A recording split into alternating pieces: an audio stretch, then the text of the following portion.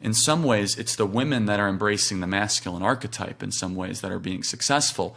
I mean, they're being extraordinarily responsible, and they're filling a lot of these positions quicker than men can.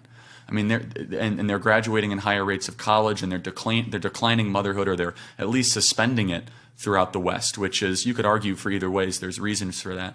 But I guess my question is... Well, I think that the expression of the masculine spirit in women isn't denigrated.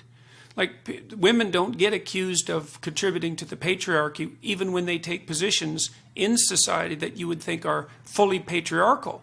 You know, and which is a strange thing. So women who go to law school and then practice as corporate lawyers, say, aren't subject to the same, what would you call it, claim that their activity is facilitating the decline of the planet. Yes. I guess because they're seen as, well, because of their gender, I suppose they're seen as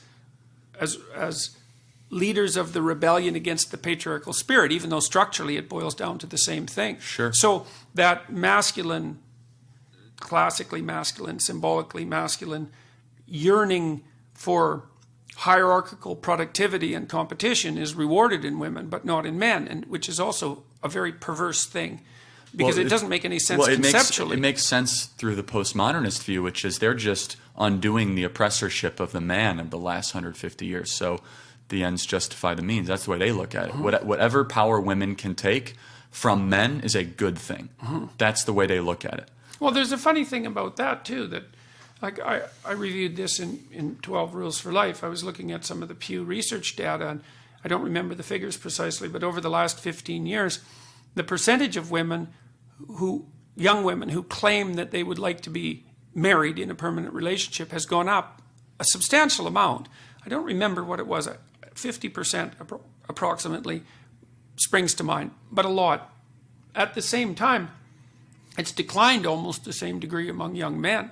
And so what's perverse about this is something I've talked to my daughter a fair bit about, is that, I mean, if you ask young women what they want, I don't know if they can answer, because I don't know if they know if they're 19 or 20, because I think their heads are so muddled by what they've been told that they don't really know. That's correct. But my sense is that women want the opportunity to develop their career in whatever direction they see fit, and fair enough, but they want an intimate relationship, and usually a monogamous one that's permanent, and they want to have the opportunity to have kids. And what you see happening inevitably, and I believe this to be the case, I've watched very carefully as I've grown up and got older, because I've worked with women my whole life, is that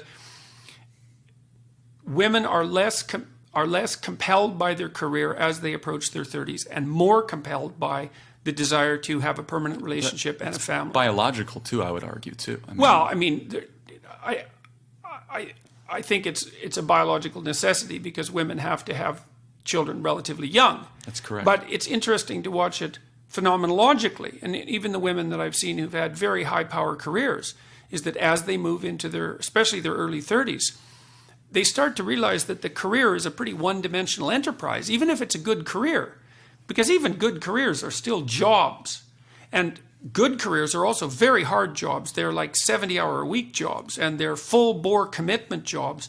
And to figure out how to have a career like that, and to have a life, to have a family, to have an intimate relationship, to have children, and then to also be able to take care of them, that's a very complex job to manage. And so what's strange is, I think what's strange is that the very things that the radicals are undermining, like the monogamous family, are actually those things that women most want, especially as they approach their 30s. And so this is a catastrophe on both ends of the gender distribution.